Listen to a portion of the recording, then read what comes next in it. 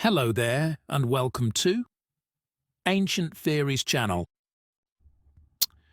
Today I am exploring the fascinating world of ancient Egyptian medicine. Their medical practices were based on three main elements: surgery, herbalism, and magic. Yes, magic was actually a part of their healing methods. But let's begin with surgery. Ancient Egyptians surgeons were highly skilled, with an understanding of human anatomy that was remarkably advanced for their time. In fact, their knowledge rivaled that of modern medicine up until the digital age. They performed complex procedures and had a deep understanding of the body structure. Yeah, those mummies were insightful for anatomy knowledge, right?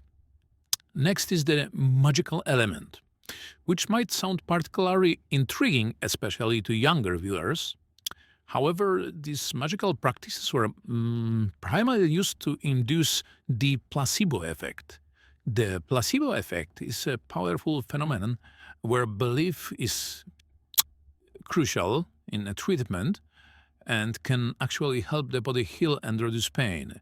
So while it might seem mystical, it was a strategic way to enhance their surgical and herbal treatments. Today, though, I want to focus on herbalism. Much like how modern medicine relies on pharmacology, ancient Egyptians depended on herbs and natural remedies. Their medics maintained detailed records of various herbs and mixtures, specifying which ailments they could treat. This knowledge was accumulated through extensive trial and error on patients over centuries, even without the aid of microscopes or an understanding of microbiology. Yet they managed to accurately determine the effects of many natural substances. We know about these practices because some of their medical texts have survived, such as the Ebers Papyrus and the Edwin Smith Surgical Papyrus. These documents provide invaluable insights into their medical expertise. For instance, in cases of a constipation, ancient texts recommended consuming castor oil fruits uh, with detailed chewing process followed by beer for clearing your mouth. If this didn't work, there were alternative mixtures to try, each with different ingredients and proportions, though the exact dosage was often left to the discretion of the physician or the patient. Yeah, it's not clear if you could just decide to drink 100 milliliters of castor oil on your own because the physician only gave it to you and didn't specify how much should you drink, and then you have a very wonderful week in the toilet. Nevertheless, today we recognize that castor oil, derived from those fruits, has potent laxative properties, validating their ancient wisdom, which is a little bit funny, but it's true. And we also today know how much those laxatives you need. And we try to tell patients how much of this oil should they take to cure the constipation and didn't cause diarrhea. The ancient textbooks had nothing like this, only how to make the oil, how to cure the constipation, but no restriction were placed. Okay, now I would like to turn to specific substance. Black seed oil. Yes, this oil. You probably have heard of it or seen some adverts of magical black seed oil from ancient Egypt. This oil, as extracted from the seeds of Nigella sativa, has a rich history in ancient medicine and continues to be valued for its potential health benefits. You may even heard that ancient Egyptians used it to treat allergies and other conditions. Well, the thing is, mm, yeah, there is not a single entry about black seed oil in ancient Egyptian medical texts.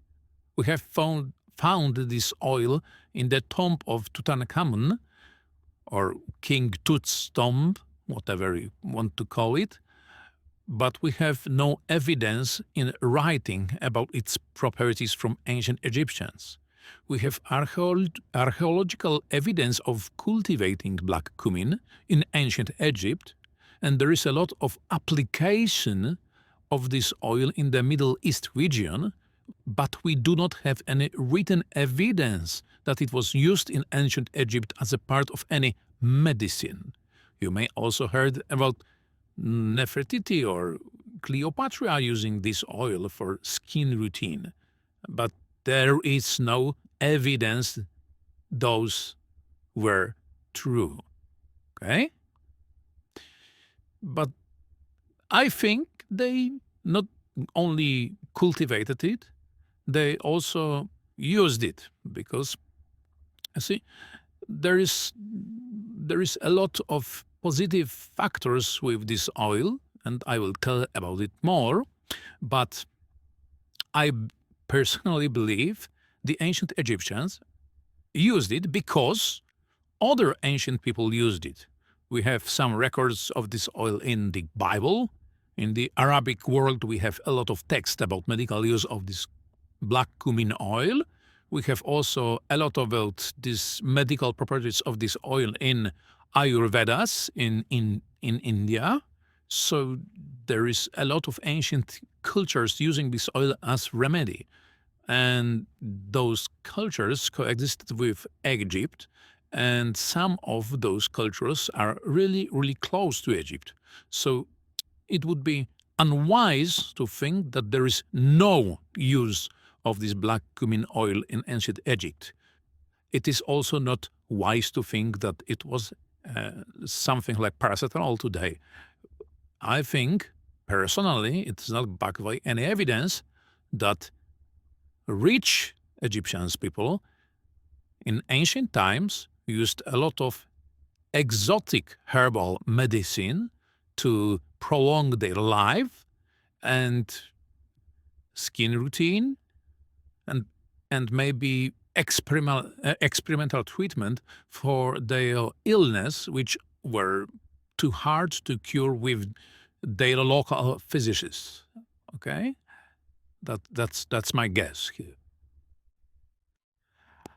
Okay, but why I am a specialist on this magical oil? Well, to be honest, I have done some tests in the last 7 years with this oil. I was doing those tests on my own. I have been dosing myself with this black seed oil for the last 7 years. Yes. And yeah, that's cool, right? That's okay. You see, I'm not in the same person. I did my research. I read some medical papers about this oil, and I decided to switch from pharmaceutical allergy remedies from today's medicine to this herbal oil, and I switched off prescribed medicine from my doctor to this oil to not treat but contain my allergy. And it was 7 years ago, so it has to work, right? Because if it didn't work, then why I am still doing this, and why I am not doing this modern medicine stuff instead? Well, it's more complex than that. The thing is, I am doing this. I have recommended some of my friends and family to try this oil instead of taking another pill and another pill, but there are who live it in factors. So if you have any allergy of high magnitude, we take this. Uh, if it's something like anaphylactic shock from the bee sting or nut allergy or any food allergy, then don't even try this blackhead oil. It's not a remedy. It's just a supplement, or you can call it a modulator of reaction to allergen today. But when we are talking about shocks caused by allergy reactions, then it's not good for you. You can also take this oil and modern medicine like EpiPen for those reactions. But if your allergy is moderate or minor, like your allergy only in 2 weeks a year because there's certain tree or grass which what I'm trying to say is if there is any minor allergy in your body, you can try to take this oil instead of regular pharmaceutics to try to modulate your reactions. Okay? Because that black seed oil is more like biomodulator than a cure to allergy. There is substances which will reduce your reaction, but the thing is that oil modulates your reaction to this allergy. It will still happen, okay?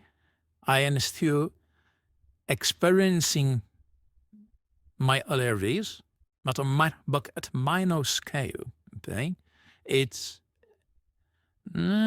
okay for most of the time, but there are some weeks or days in a year in which I really thought I would need to take pharmaceutics. And I did. Last year, I did take pharmaceutics. I did my children allergy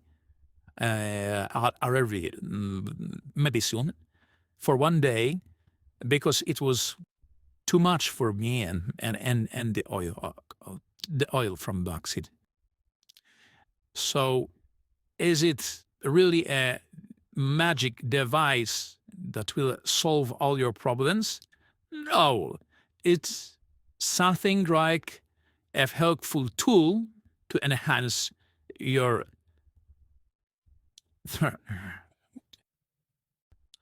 perseverance in the case of allergies. Okay?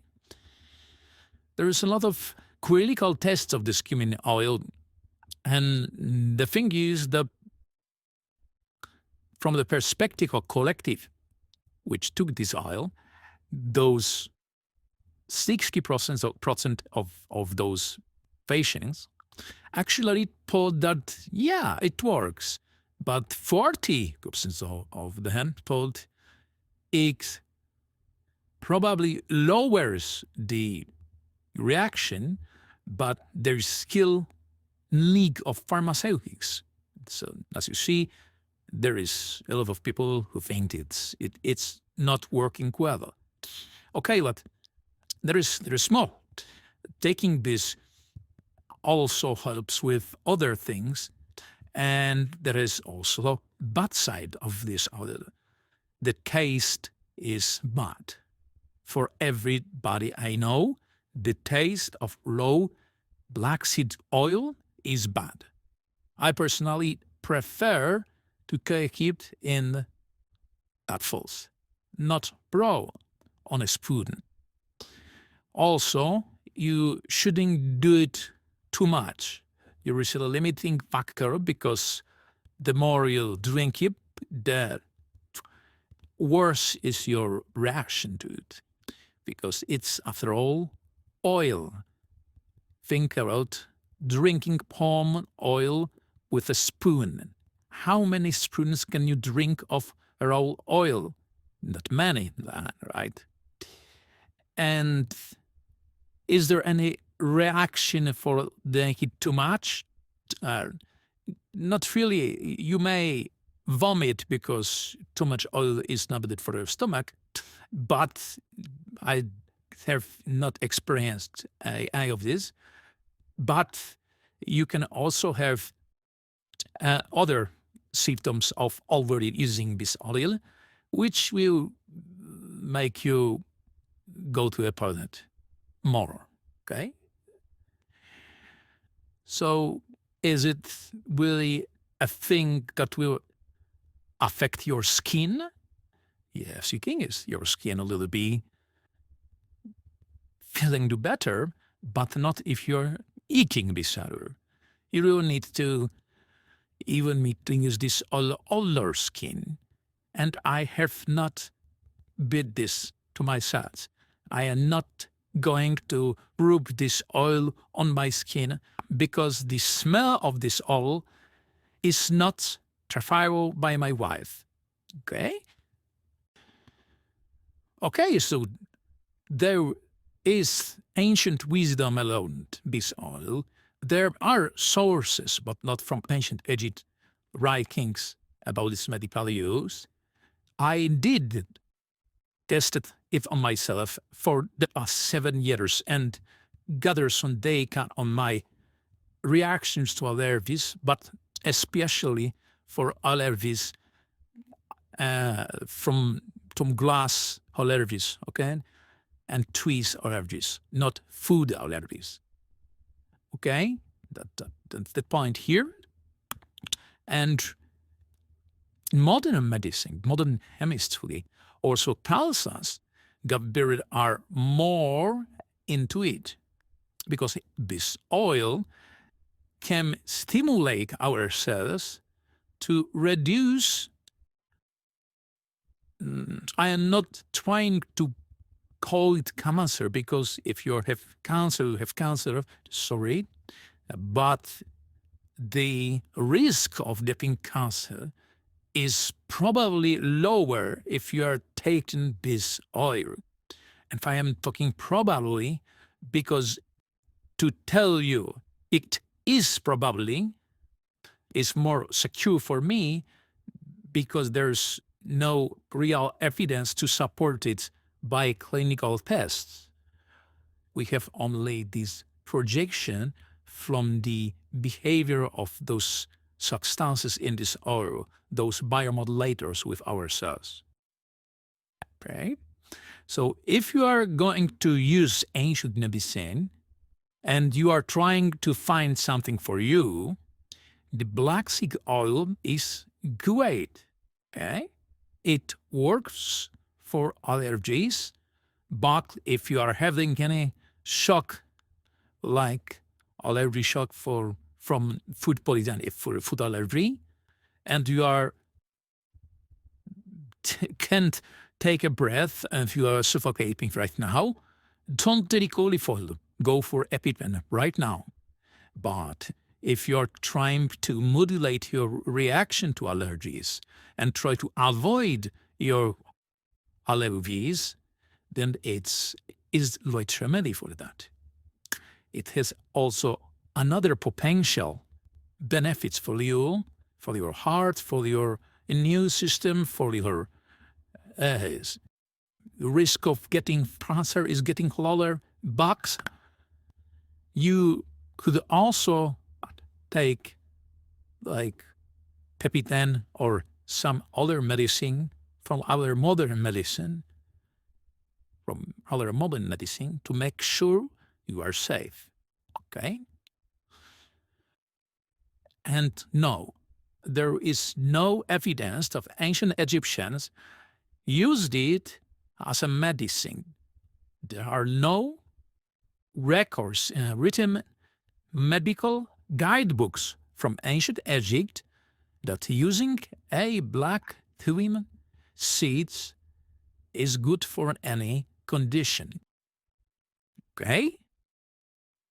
You can say, okay, but their papyrus is only this long. Maybe there are another one, or there are hidden ones, or there are not found yet papyrus with this black cumin oil. Yeah, maybe there are. But if you're looking for any ancient texts about this, look for Arabic texts or Ayurvedas. Okay? Don't let them fool you. We have found this oil in Tutankhamun's spoon, but we do not know why it was there. Maybe it was for skin routine, and maybe it was for something else. Funny thing, do you know that you can use any herbal oil, like with black cumin oil or red palm oil, to secure your iron blade from rusting?